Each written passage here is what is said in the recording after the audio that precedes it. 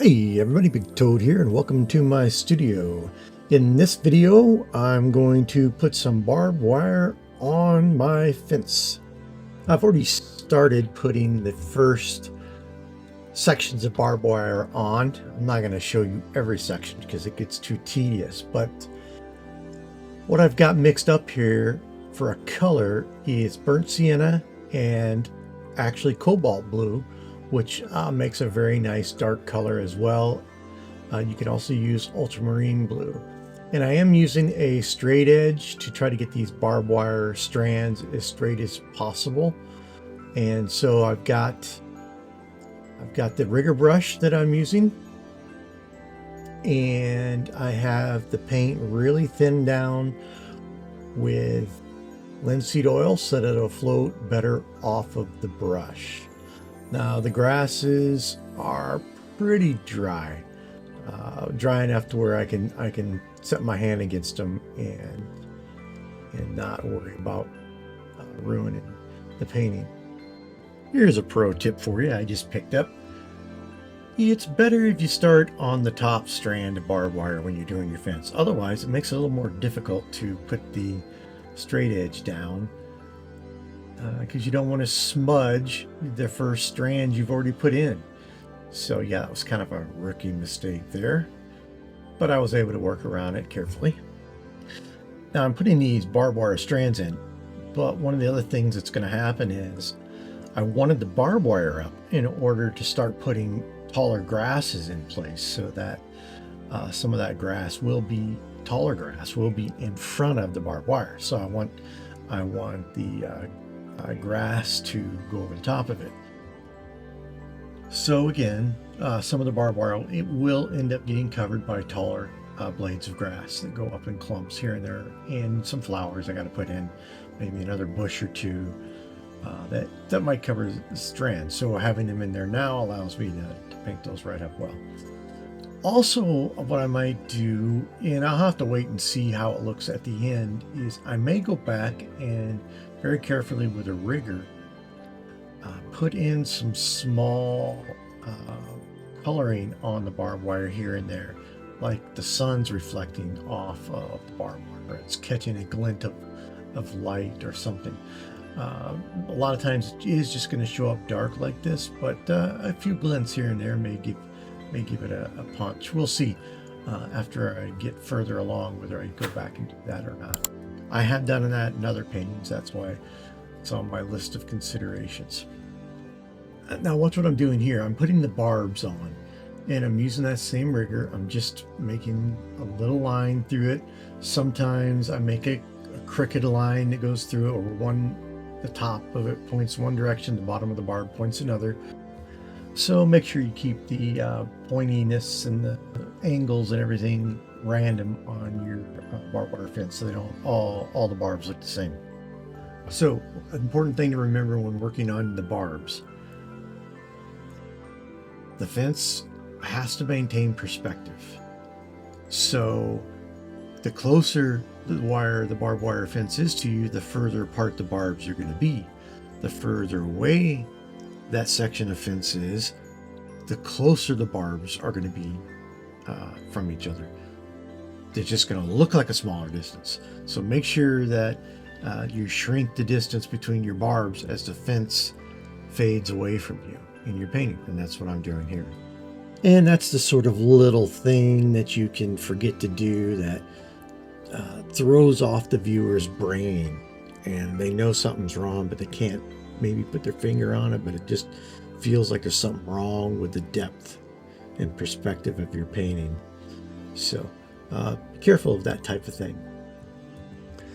Another tip: if a barb only has one poker, don't worry about it.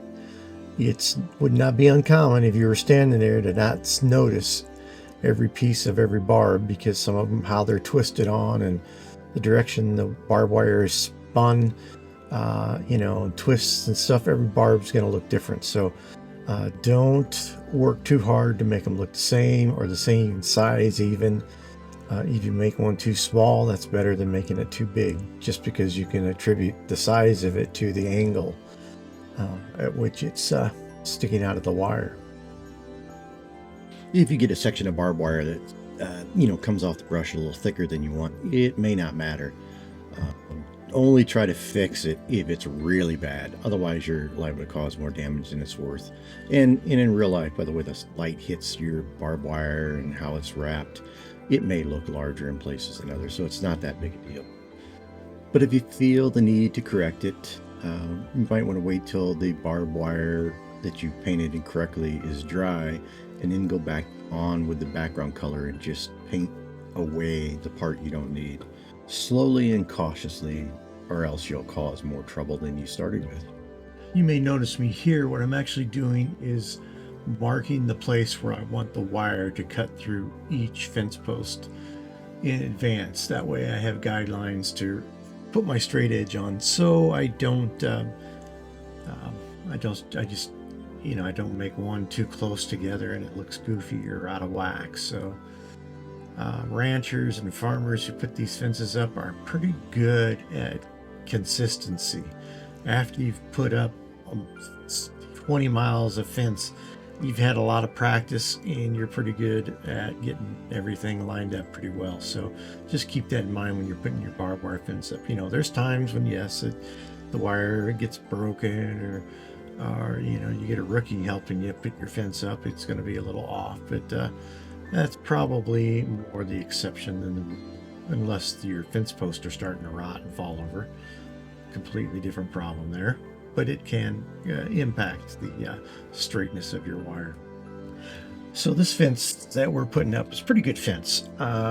If you want to do, though, an old rickety barbed wire fence with busted wire that's rolling and curling around, or a hunk of leftover barbed wire laying beside the fence, look for some photos and pictures of that so you get a feel for how that wire looks. And because it's not unusual to find a small strand or a small circular bundle of barbed wire left along the fence that maybe they forgot to pick up, they misplaced, or just left it.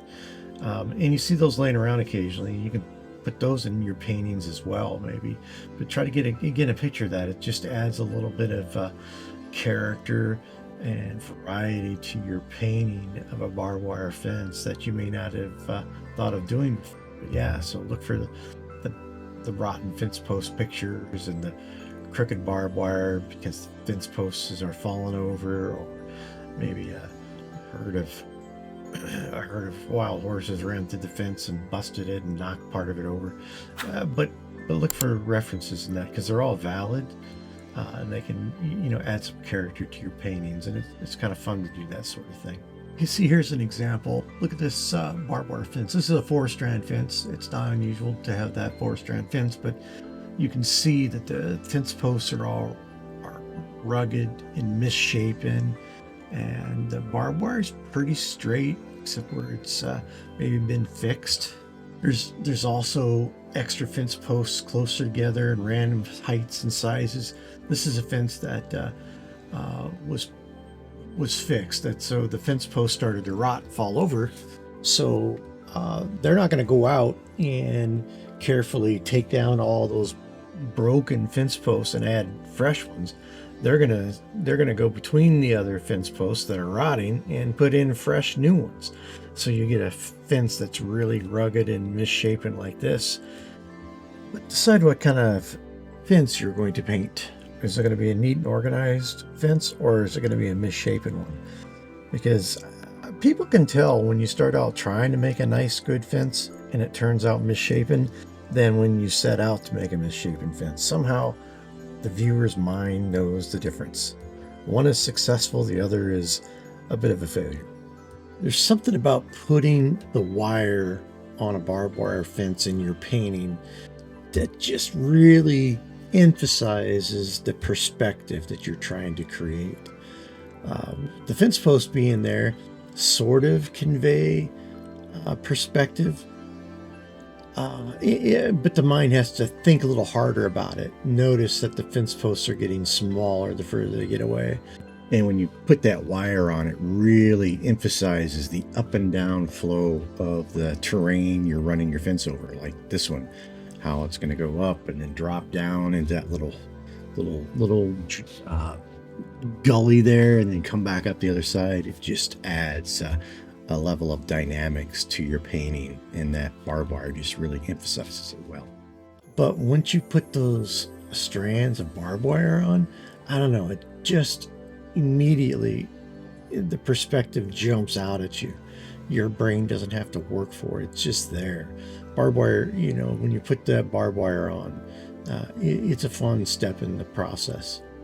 If you go back to that reference photo I used of that repaired fence, you'll notice that the fence posts were a little more gray than what I have here. Here, I'll give you another quick look at those fence posts.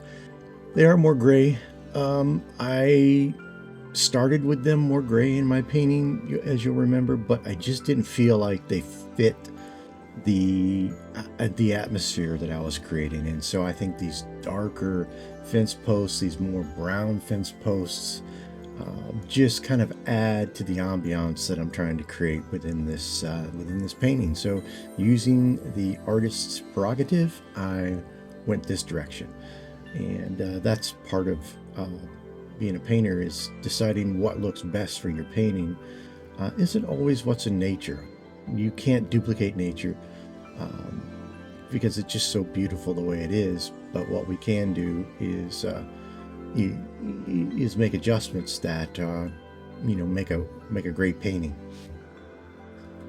These darker fence posts in those tones I have, I think they go well with the grasses, and it also really emphasizes the brightness and the chroma of the grasses, and you don't so much focus on the fence. Because it's darker, you look past the fence, but know the fence is there. And I don't know, I think it's a visually appealing to have it there. Being darker like this actually makes it more subtle and stick in. And nobody's going to complain about the color. They just won't. They won't complain about the color of the fence posts. They'll look right past the color and think about how it makes the painting flow. On the other hand, the color of the road may be a little more important because it's a warmer color and it's a prominent feature. So I lightened that up, if you'll remember. Make it fall more in line with what might be there naturally, instead of the darker burnt sienna that I originally had. Well, we're about to the end of building our fence, so I hope you enjoyed this. Maybe you learned something. I appreciate you watching all the way to the end. So let's go ahead and zoom out and let you take in the full effect of the fence we put up.